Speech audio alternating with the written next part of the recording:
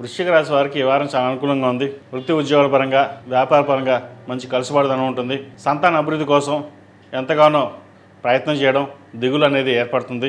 ఆరోగ్యరీత్యా జాగ్రత్త తప్పనిసరిగా తీసుకోవాలి. ద్వితీయ పంచమాధిపతి గురువు అష్టమంలో ఉన్నారు, వీరికి అంత మంచిది కాదు.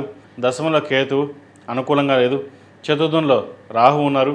పంచమంలో బుధ, కుజ, శనిలు ఉన్నారు. వారికి ఉద్యోగం చేద్దాకా వచ్చి చేజారిపోవడం, అదేవిధంగా బ్యాక్లాగ్స్ ఉండడం ఇటు ఉండే అవకాశం గోచరిస్తోంది. విద్య మీద వాళ్ళు ఎక్కువగా శ్రద్ధ పెట్టేట్టుగా మీరు చూసుకోవడం చెప్పదగినది. అదేవిధంగా సహోదరు మధ్య ఉన్న విభేదాలు తొలగిపోయి చక్కగా కలిసి ఉండడం, మనస్పర్ధలు ఉంటే తొలగిపోవడం జరిగే అవకాశం ఉంది. అదేవిధంగా స్థిరాస్తులకు సంబంధించిన విషయాలు సానుకూలపడుతుంది. వృత్తి ఉద్యోగాల పరంగా అనుకూలమైన స్థితిగతులు చక్కగా ఉన్నాయి. అయితే చేతికి ధనం మటుకి తక్కువగా వస్తుంది, ఖర్చు ఎక్కువగా ఉంటుంది. లాభస్థానం ఎంత బాగుందా, లాభాధిపతి అష్టమాధిపతి బుధుడు పంచమ స్థానంలో నిలిచిబడి ఉన్నారు. అదేవిధంగా ద్వితీయ పంచమాధిపతి అయిన గురువు అష్టమంలో ఉన్నారు. రాశ్యాధిపతి షష్టమాధిపతి అయిన కుజుడు పంచమంలో, సప్తమ వ్యయాధిపతి అయిన శుక్రుడు షష్టమంలో ఉన్నారు రవితో కలిసి. భాగస్వామితోటి విభేదాలు లేకుండా చూసుకోవాలి. కోపాన్ని అదుపులో ఉంచుకోవాలి. మనం ఏది మాట్లాడినా సరే 10 మందికి ఉపయోగకరంగా ఉండాలి, అంతే తప్ప ఎవరిని ఇబ్బంది పెట్టే విధంగా ఉండకూడదు అనే భావంతో ముందుకు వెళ్ళాలి. లేకపోతే మీరు ఏది మాట్లాడినా సరే అది గొడవకు వచ్చే అవకాశం గోచరిస్తుంది. సంతానం సంబంధించిన విషయంలో కొన్ని జాగ్రత్తలు తీసుకోవాలి. వివాహ ప్రయత్నాలు చేస్తున్న వారికి, పునర్వివాహ ప్రయత్నాలు చేస్తున్న వారికి మంచి సంబంధం కుదురుతుంది. నూతన వ్యాపారం ప్రారంభించాలి అనే ఆలోచన చేస్తారు. ప్రస్తుతం అదంత అనుకూలంగా లేదు.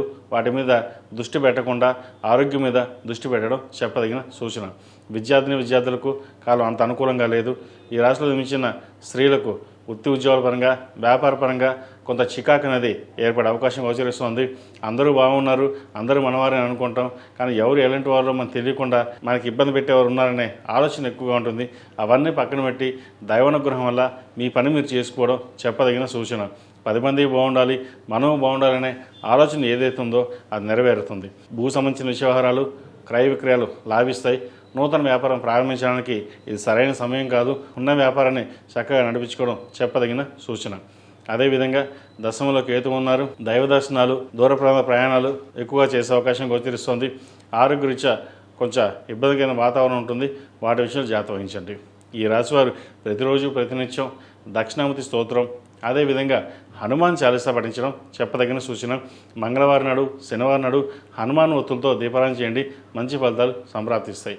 ఈ రాశిలో జన్మించిన వారికి కలిసి వచ్చే సంఖ్య 4, కలిసి వచ్చే రంగు మెరూన్. ఏదైనా పని మీద బయటినప్పుడు మంగళవారం కానీ శుక్రవారం వెళ్ళండి, మంచి ఫలితాలు సంప్రాప్తిస్తాయి.